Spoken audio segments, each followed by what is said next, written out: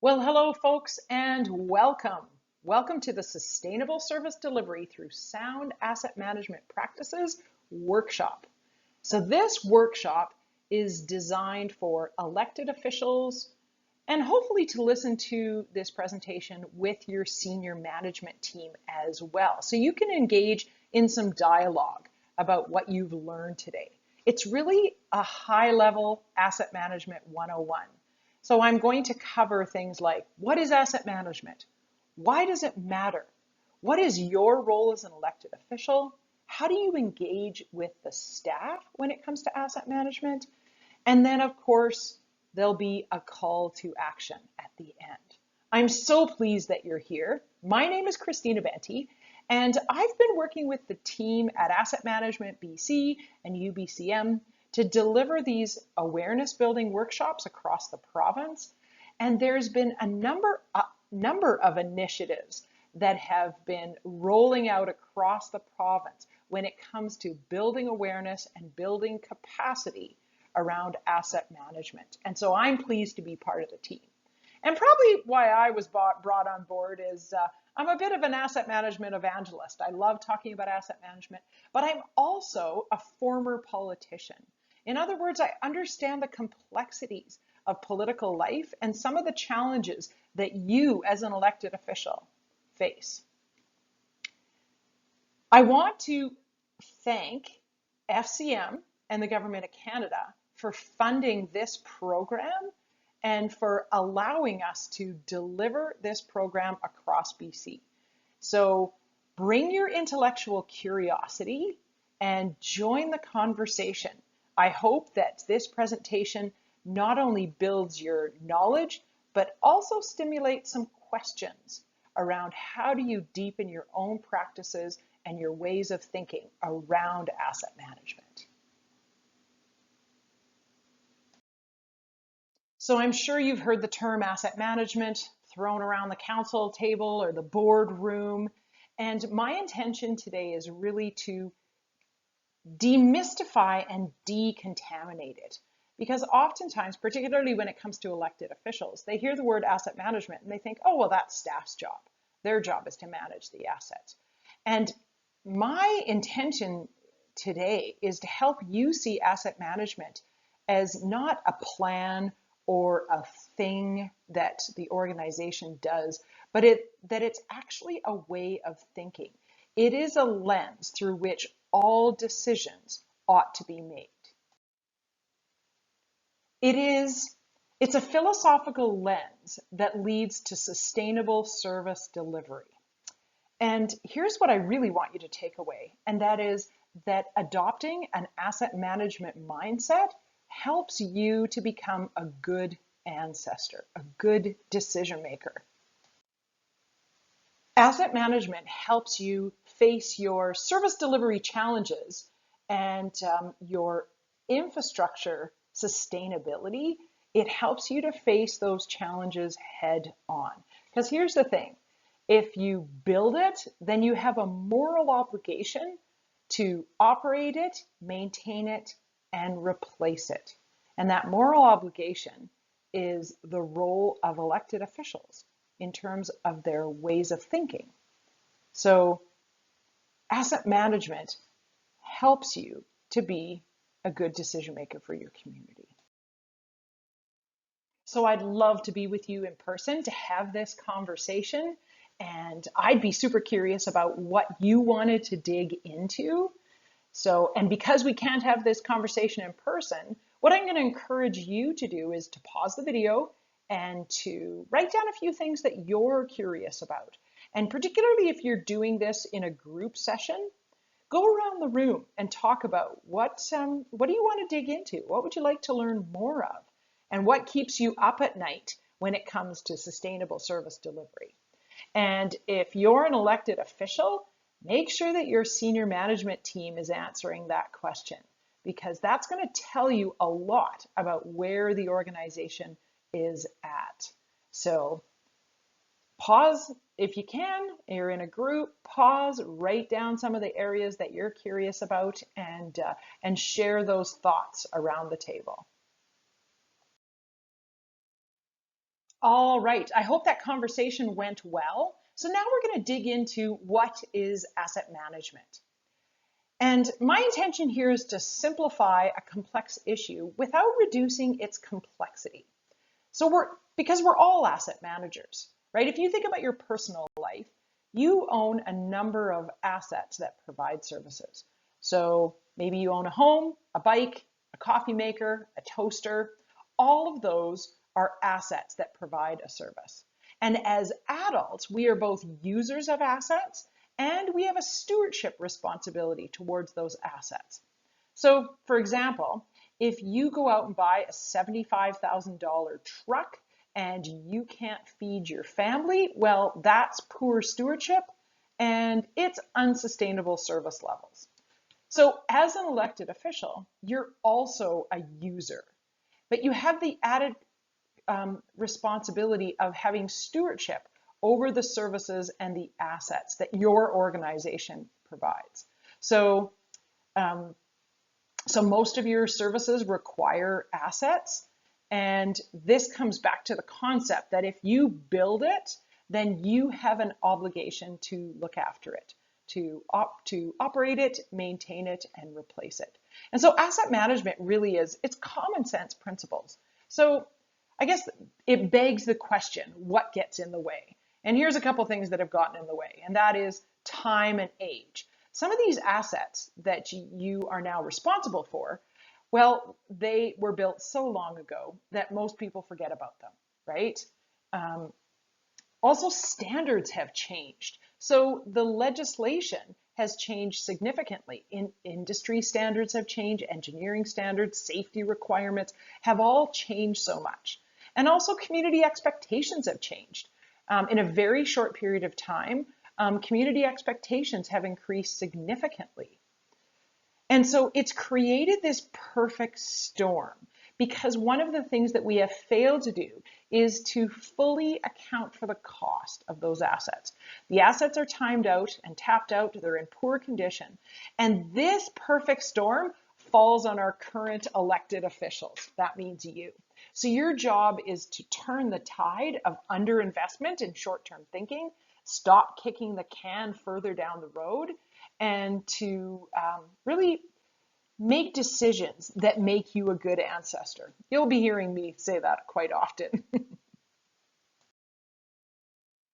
So before we go any further, I want to make sure that we embed the content of asset management into the context of why local government exists in the first place. One of the challenges that you face as an elected official and even as staff is that you're part of the government, and citizens have this perception that they think that they hate the government. But when you drill down to it, they don't hate the services that the government provides. They don't hate water and sewer and snow clearing and garbage and recycling. They don't hate the services, but they think that they hate the government because the narrative has been so skewed, the message has been so skewed. In an ideal world, local government represents the civilized systems that we rely on every day for our well-being. It impacts our life every day. So why does local government exist? Local government exists to provide safe, sustainable, secure services in a predictable and cost-effective manner. In other words, folks want to put garbage out at the end of their driveway and have it picked up. They want to show up at their recreational facility and have the programs available to them that are advertised. They want to be able to drive on roads that are safe and clean and clear and relatively free of potholes. They want to be able to walk on paths. They want to be able to turn on their water and have water 24 hours a day, 7 days a week, not 6 days a week. So predictable, cost-effective, yet safe and sustainable. It's essentially, they don't want to have to think about those services. And part of the challenge that you face as an elected official is articulating the narrative that here's what we do as an organization. We provide you services. And there's a cost to provide those services. We have a tendency to link taxes and make them something evil because we have failed to link services to taxes, and that taxes are actually a fee for the services that are provided in a civilized society.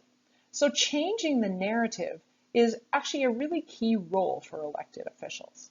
Your job is to brag about the organization and the services it provides. So if local government exists to provide safe, sustainable, secure services in a predictable and cost-effective manner, and it is staff that delivers those services, then it does beg the question, why do we need elected officials then? Well, your job as an elected official is that high-level thinking.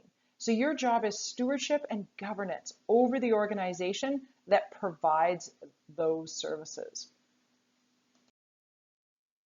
So you may ask yourself, and oftentimes as an elected officials struggle to figure out ways to make themselves relevant. And your job is not to do anything, but to actually think. And here's what you were elected to think about. I'm going to offer two key questions that if you keep at the forefront of your mind throughout your term, you will leave your community in a better position than when you took office. Question number one, what services does our community need and want now and into the future? And at what level? So you represent the citizens on what they want and need, and what they want and need now, and what they want and need into the future. And then here's the other key question that you need to think about. And this question will take up lots of your time. What are the services that our community is willing and able to pay for? So these two questions are really key to your role. These are questions that it will consume your role to think about them as an elected official. What do we want and need, and what are we willing and able to pay for? So the reason I know that that second question has not been fully explored is the fact that we know that about a third of our infrastructure right across the country is in poor to very poor condition. In other words, local governments are not replacing their assets at the rate that they're wearing out, nor are they prepared to. Otherwise, we wouldn't be in this position. So here's one of those powerful images that tells a painful story. So this happened in August 2013 in the middle of the city of Montreal. There's a backhoe that's been swallowed by a giant sinkhole. Luckily, nobody was hurt, although the operator was sent to the hospital. So like most sinkholes, aging water pipes, and Montreal is about 100 years old, they had been leaking for a long time, and they had been eroding the bedrock. And there had been a number of complaints, but nothing was done. The Auditor General had issued some grave warnings about the condition of the city streets. They had about 6,000 kilometers worth of city streets. Water mains and sewer pipes, there was about 9,000 kilometers. So the Auditor General described years of neglect, so deferred maintenance, that had caused minor problems that had turned into major problems. And there had been a number of reoccurring sinkholes that had not been addressed. So here's what's key to know about this picture here, is that the city was spending about $8 million a year on repairing and updating the water systems, water and sewer systems, as opposed to the $200 million they were supposed to be spending. So this disrepair accelerated to such a degree that the city was forced to invest $600 million a year to repair their waterworks. So that is an additional $400 million more a year than if they had been adequately preparing in the first place. So what's the key to remember is that it always costs more, and if you ignore it and you pretend that it's not a problem. I worked in a municipality, relatively small municipality, where they knew they should be spending about $200 million a year on road rehabilitation, and they were spending approximately 80. Well, those numbers add up over time, and the underinvestment may not hit you for a while, but when it does, it'll hit you big. And I suspect as an elected official, it's starting some of those decisions that were made in the past, the underinvestment, that it's hitting you now. And so that's why this image is key. It's really easy to point fingers at a big city like Montreal and say, well, how did that happen? But this is happening everywhere. And how did we get here? Well, one of the ways that we got here is that we failed to take full life cycle cost into account when we built new assets. And so what's important to know is that when you're building a new asset or providing a new service, that if you're building an asset, it's probably, the capital costs are only about 20% of the cost. The rest of the costs go into those life cycle costs. So the operations, maintenance, and then replacement of the assets. And one of the things that local government has failed to do historically is take those full life cycle costs into consideration. The other way that we got here is we have failed to have really honest conversations about fees and charges with our communities. We have not necessarily had those cost recovery conversations. Who's going to pay? Is the user going to pay, or does everyone pay for the user? And when it comes to recreation in particular, if folks had to pay the full cost of coming to visit a recreational facility, well, they wouldn't be able to afford to come and use those facilities. And those facilities exist for the public good. And so we spread out the cost through the business community and through the through residents as well.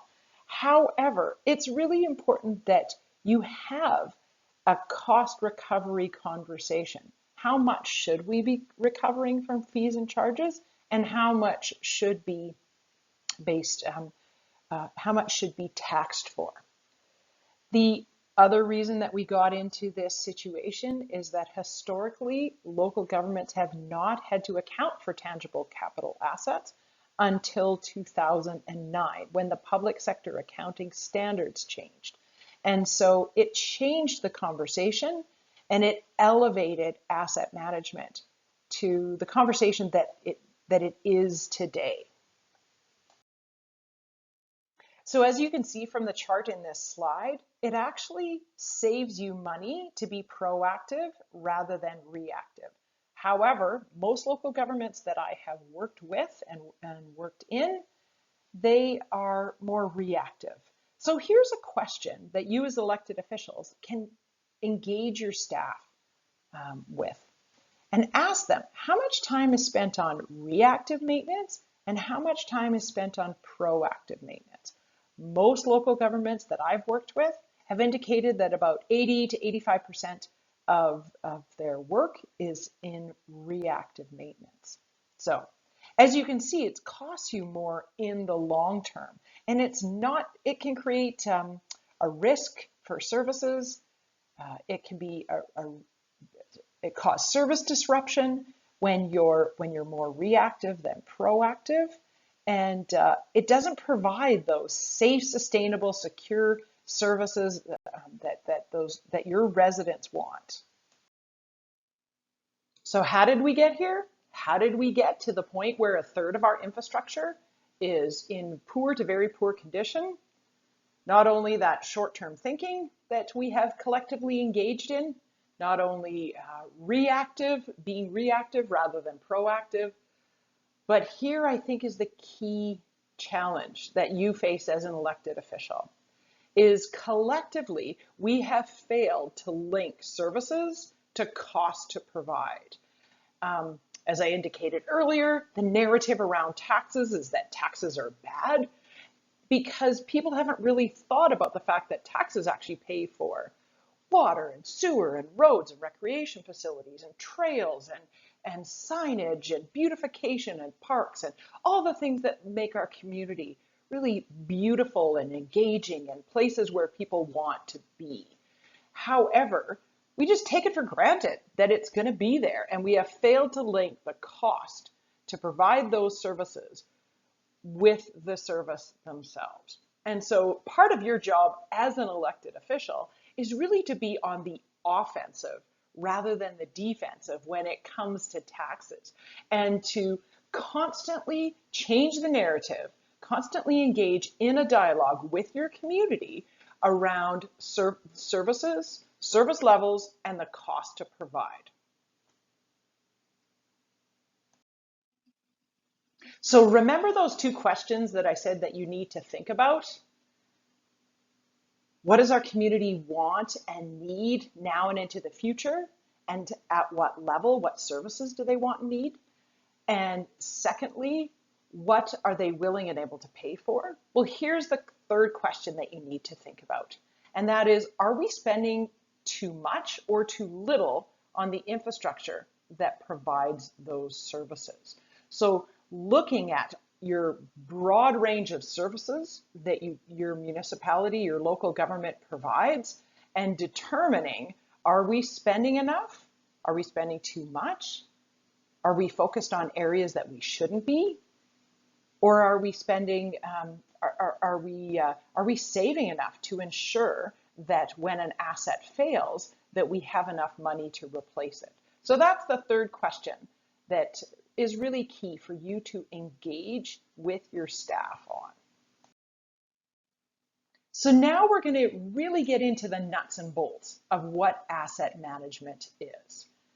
Because if local government exists to provide services, and if you're going to provide safe, sustainable, secure services in a predictable and cost-effective manner, then you need to manage the assets that provide the services. So really, asset management is about quality of life. It's about sustainability. It is about not saddling future generations with short-sighted decisions. So now we're going to get into what, in fact, is asset management. And hopefully you're not looking like this right now. So asset management isn't anything new. Local governments have been managing assets since they started building public infrastructure. However, the asset management process that we're talking about really put some rigor and structure around the data and the information and the decision making around investments that are going to, the kind of information that you need as an elected official to make sure that you're investing appropriately, that you're extending the life of the infrastructure, that you're replacing the assets when you should be, that you're being proactive rather than reactive. It really is a formalized planning process that protects the assets and services that contribute to the quality of life for your residents. So asset management really starts with asking the question around what are the services that our local government provides, and why do we provide it? So I would challenge you to engage in a discussion and list all the services that you provide as a local government, and why do you provide them? The reason that that question matters is that I know local governments that have assets that provide no services. I'll give you an example. One community that I worked in, they had a helicopter and helicopter pad. However, they didn't have a helicopter pilot or an engineer to look after the helicopter. So they had this asset that actually didn't provide any service whatsoever. So that key question around what services do we provide and why do we provide them is a discussion that you should have collectively with your staff and with your board or council. And then, of course, what are the assets? What assets do you own that provide those services? And that's your inventory, the inventory of assets that you own, that publicly owned infrastructure that provides all of those services. So every community is different. Every community provides different services. There's a lot of commonalities across the province, but every community provides different services, different service levels, and that are unique to your specific community. Now, when I was an elected official, I really believed that my job was to be an advocate for the services that our local government provided. And so I made a list of all of the services that we provided so I could articulate that to the public. Now, this isn't a full and complete list, but this gives you an example of a number of services that we provide. So some of them, take a look at this list. Some of them may resonate with you. Maybe you provide some of those services, and maybe you provide more or less or different services. So I would challenge you to jot the services down that you provide. And now think about how all of these services require multiple different assets, and many of these assets overlap. So for example, services like public inquiries and FOI requests and grant writing, well, that requires some overlapping assets. If you think about your sports facilities and your sports field and your public work services, your transportation, again, all of those services require multiple assets. So I'm going to trust that you've had a fulsome conversation about what services you provide and why you provide them. I bet that was an interesting conversation. And then, of course, asset management includes the asset registry.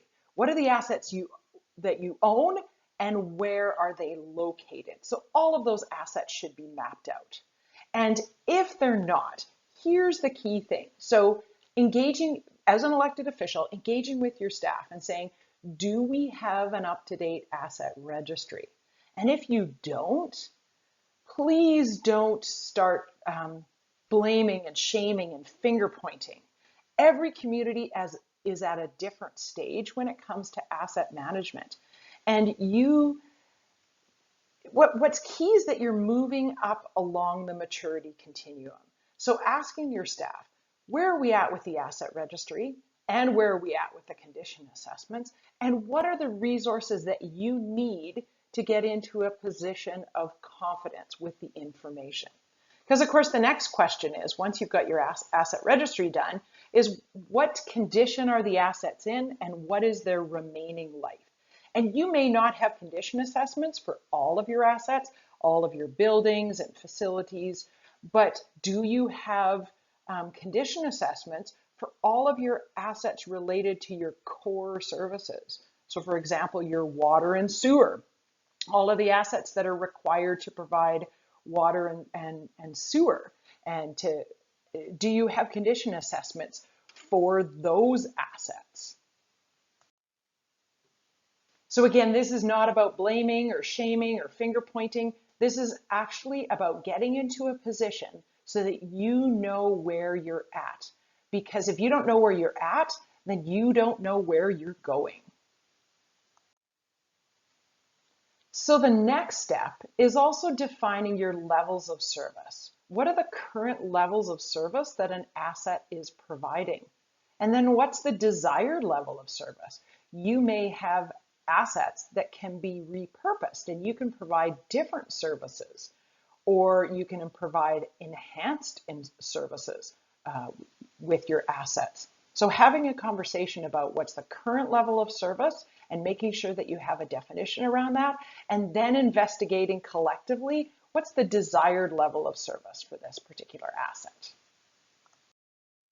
So when it comes to those engineered assets, those built assets, being able to articulate what all those assets are that provide services, it's really helpful. And this is a message for staff.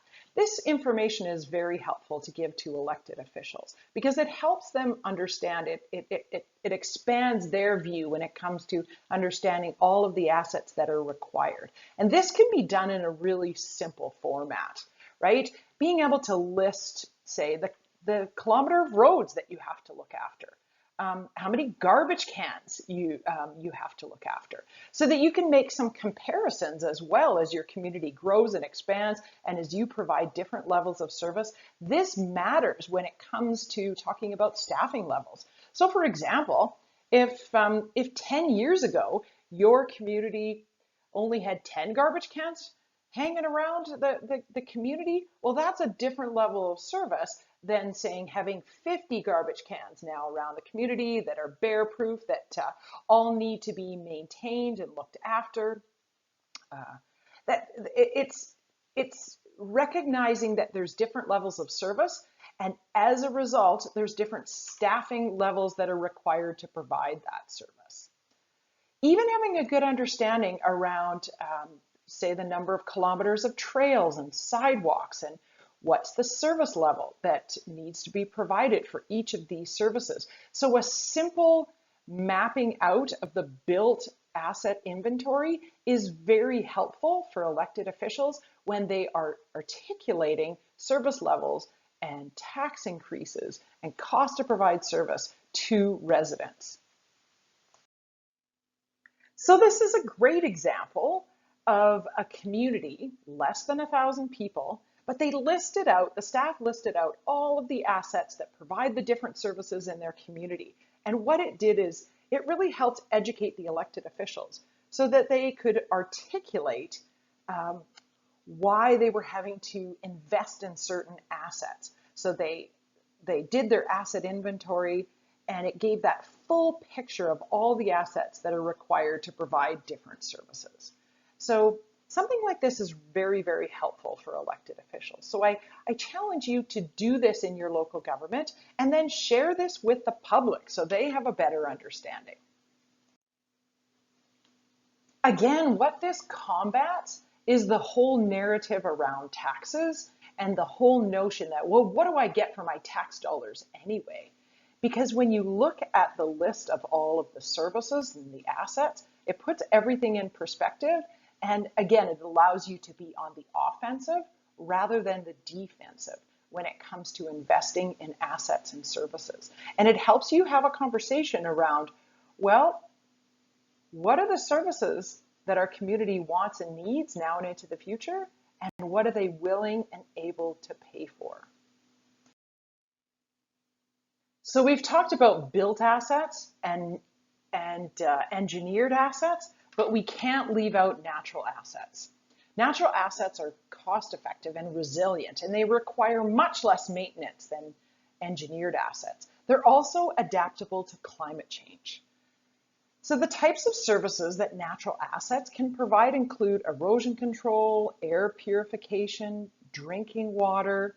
So the Public Sector Accounting Board is also reviewing its practices and receiving appeals to have natural assets included in their accounting practices. So incorporating natural assets into asset management planning is being supported by both the provincial and federal grant funding. So we've talked about engineered assets and natural assets, but we cannot ignore the infinite value of our human assets, the people in our organizations that deliver services, that are knowledge keepers for the assets, and oftentimes they are the voice of the asset. So it is incumbent upon you as an elected official to ensure that you're supporting your staff in building their internal capacity and knowledge and expertise when it comes to asset management. What may also be revealed, and this is just for your awareness, is that the asset management process may reveal that you actually don't have enough people in your organization, and that you're actually eroding services and service levels because you don't have the appropriate staffing levels. So we've talked about what asset management is. Let's get into what the purpose of asset management is and how it helps you to be a good decision maker. So asset management and the asset management process helps you assess risk.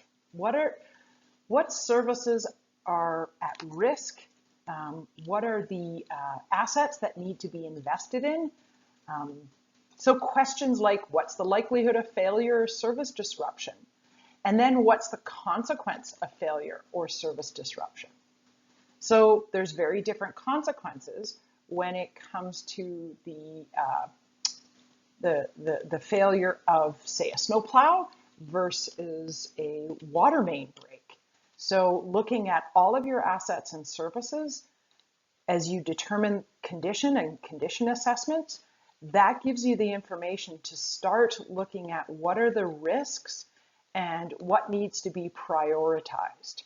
And then, of course, we have the risk of climate change, which is a huge risk in our community and that many communities are talking about now. So for example, we in the province of BC, as I'm recording this, we've just experienced a very, very strange year. And we are talking about climate change in ways that we've never talked about it before. I heard the saying that we are the first generation to experience the consequences of climate change and the last generation to do anything about it. So for example, in the Lower Mainland this past summer, because of the heat dome, sidewalks were buckling. Well, that was unheard of before. So now having to take and do risk assessments of your infrastructure as it's related to climate change is a new reality for local governments. Asset management also supports your budgeting process and helps you develop a long-term financial plan that leads to sustainable service delivery. So some of the questions that you need to grapple with collectively are around what assets should we be replacing first? What do we need to do and by when? So your data and your information that is gathered on your inventory and condition assessment help you prioritize and plan for the future, helps you identify and have a conversation around how much should you be spending on maintenance, how much are you currently spending, how much should you be spending to extend the life of the asset, and how much money do you need to be putting in reserves so that you are prepared to replace the asset. And here's something that's important to recognize is that when you go to replace an asset and look at the service and the service level, maybe you don't need to replace like for like. Maybe you can repurpose your existing assets. Maybe there are ways to review the services. Are the services still relevant for your community? So before you just go out and replace an asset, make sure that it is still an asset that provides a service that your community wants and needs and is willing to pay for. So that leads to the question around level of service changes. What are the assets and services that can or should be retired? Should you be providing that services? Are there assets that you can let go of and not replace? Those are some of the difficult questions that you as elected officials get to wrestle with. And those are political decisions. Those are not staffing decisions. Staff can provide you with the information and the data, but it's your job to wrestle with those political decisions around services and service levels.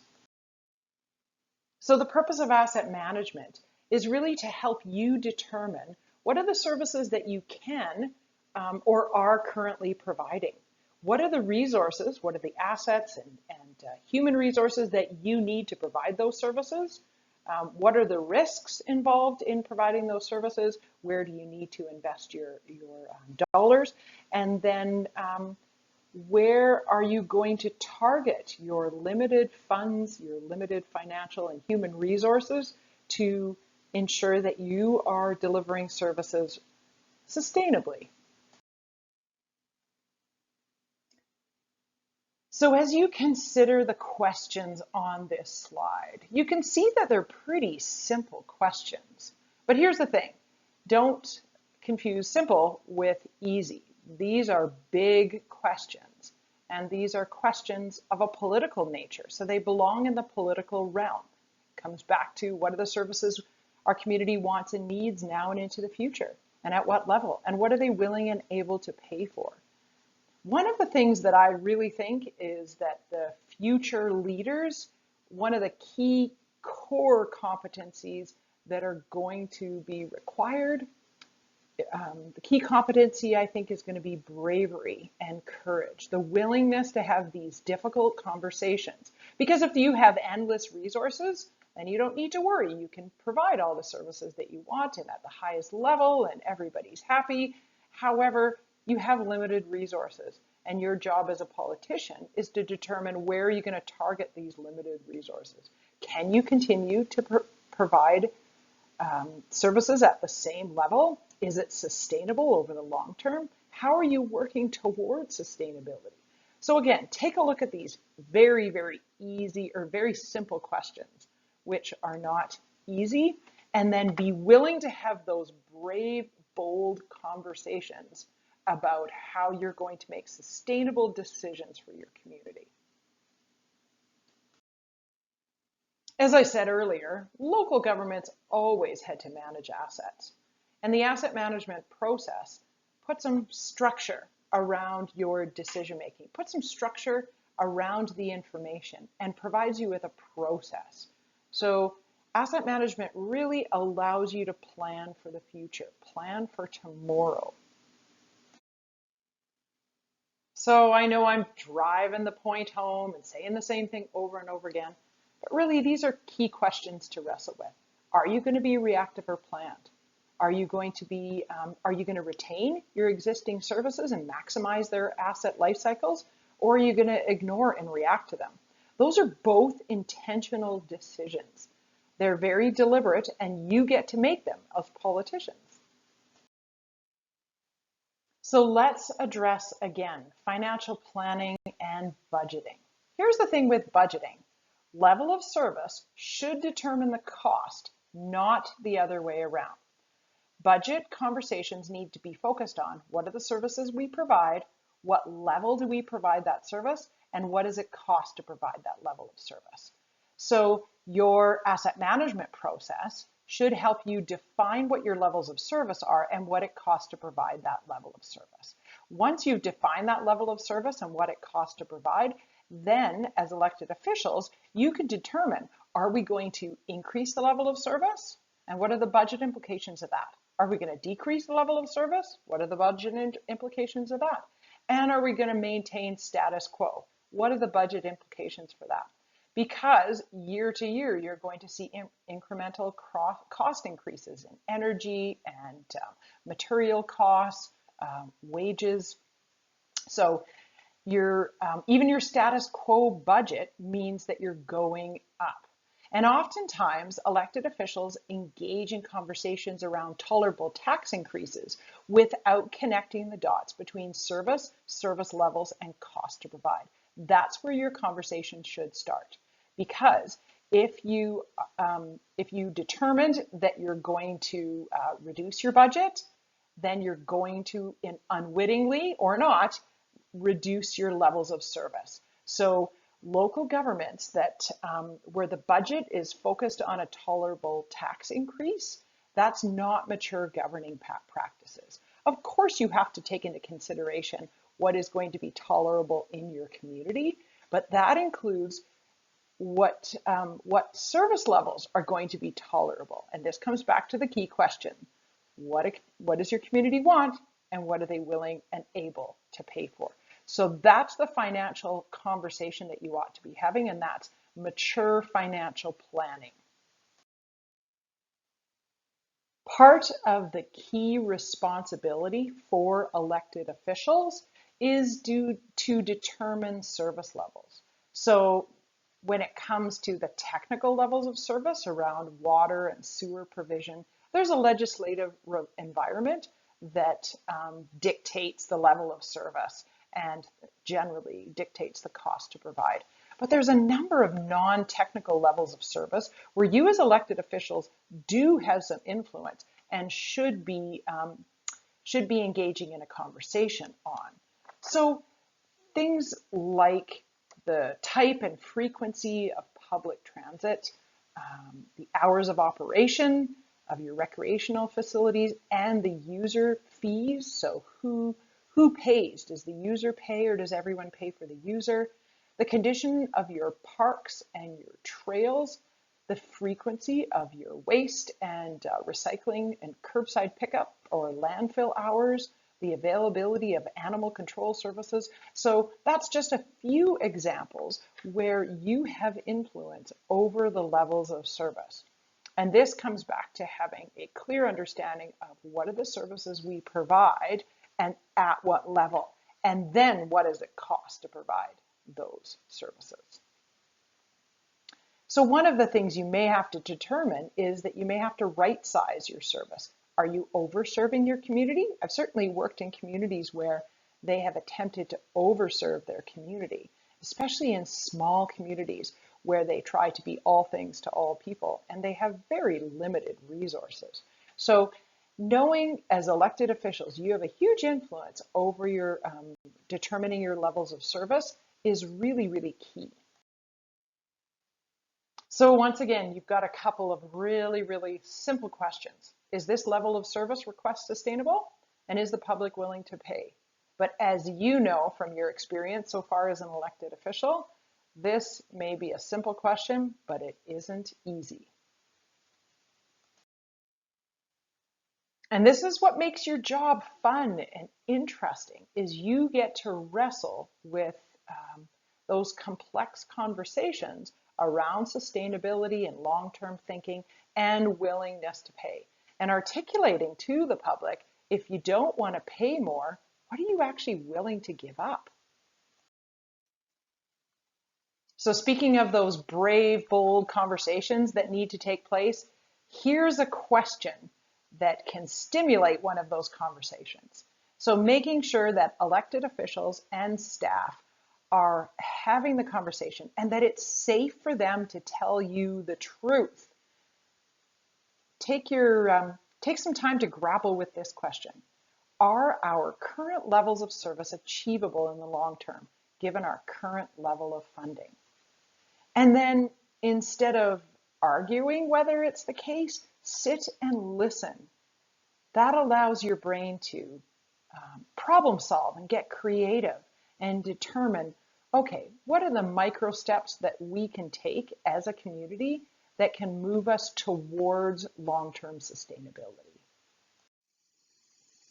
Spend some time talking about where are we at now with our asset management process? Where do we want to be in the next 5 years? And what is it going to take to get there? What are the micro steps that we need to take collectively? So when it comes to thinking like an asset manager, as you can see, the staff obviously have a huge role, but so do the elected officials, as well as the community. They play a role as well, and I'll get into that in a bit. But it's so key to have organizational alignment and recognize that the staff have very specific roles and the governing body has very specific roles. But the interorganizational alignment is so key. So the role of staff really is to provide fearless advice to the elected officials so that they can have those risk conversations and make those decisions and wrestle with those questions around what does our community want and need and what are they willing and able to pay for? And are we moving towards a sustainable future? So just a few of those micro steps that you can take as an elected official is make sure that you have an asset management policy and ensure that it includes a component around life cycle costing, that you, if you take on any new asset or service, that you will take full cost accounting into consideration in that decision making. It doesn't mean that you choose not to provide the service or take on a new asset. It means that you go in with eyes wide open. And then you have a huge role in engagement, in engaging the public, talking to the public about service levels and cost to provide. And your job as an elected official is to brag. It's to brag about the organization, brag about all the services that your local government provides in such a cost-effective way. You know, and you could challenge people when they start talking about taxes. Ask them, how much do they spend on telecommunications? Or ask them how much they spend on insurance. Do they even know? So I think when you list out all your services and articulate that to the public and remind them that they get a pretty good deal, all of these services are provided in a very cost-effective way. And hopefully you can change that narrative. Also, making sure that asset management is top of mind. So this is a message for the staff and the elected officials. Make sure on every staff report you have a component that, that indicates what are the asset management implications to this decision. You know where your staff report has administrative implications, financial implications, strategic implications. Include an asset management component to the staff report so that you're keeping it top of mind in the decision making. All right, let's briefly get into engaging with the public and what's your role as an elected official. Because here's the thing, if your job as an elected official is to represent the community on the services they want and need and what they're willing to pay for, you can't actually ask people what they're willing to pay for if you don't know what it costs.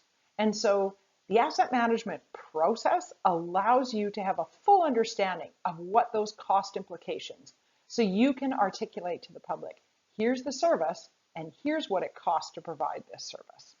It gives you information to engage with the public so that they can participate in the conversation in a meaningful way. So why engage in a public dialogue? Why does it matter? Well, it's because it's a co-created reality.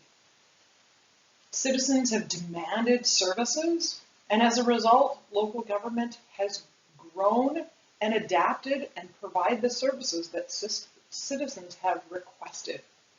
And so it is key to make sure that you're linking service and service levels to cost to provide. Because the historical practice of keeping taxes low has led to deferred maintenance and underinvestment in the assets that provide safe, sustainable services for our citizens and for our businesses. And so it's important to engage the public in a dialogue and to ensure that you're educating them on, you don't have to use the terms asset management, but that you constantly link services to service levels and cost to provide, and that you are an advocate for those services. So one of my favorite sayings when it comes to public education is no one thing works, but everything works when you work it. So use every channel possible when you're communicating with the public about anything. Make sure that you're constantly talking about services, level of service, and cost to provide the services. And never underestimate the value of word of mouth. I'm sure you have many people, particularly if you live in a small community, you have many people that stop you on the street and want to talk about taxes and services. Use the opportunity to educate them. No need to get defensive. When you're armed with good information and you're able to articulate the rationale behind why you're doing what you're doing, why you're investing money where you're investing, why you're delivering the services that you are and the level of service, and when you can articulate what it costs to provide services, you can, it's really helpful, and it's an opportunity for you to educate the public and engage them directly by having those conversations. And don't forget that sometimes the members of the public, they're just weary and they have no one else that they can talk to when it comes to taxes. They don't have access to their provincial politicians and their federal politicians the way they have access to their local politicians. And so sometimes they express their frustration and concern, and sometimes they just need a listening ear. But if you can listen and ask some good questions, then you can alleviate some of their concerns and dispel some of the myths around where their money goes.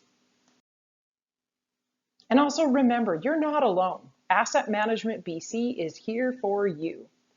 So Asset Management BC is a community of practice. Check out the website for all sorts of resources and case studies and templates and publications, newsletters. There's plenty of resources for you and tools for you to utilize regardless of the size of your community.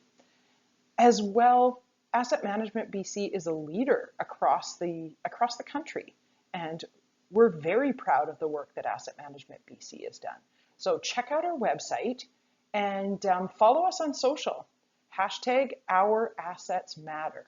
So join the conversation using the hashtag.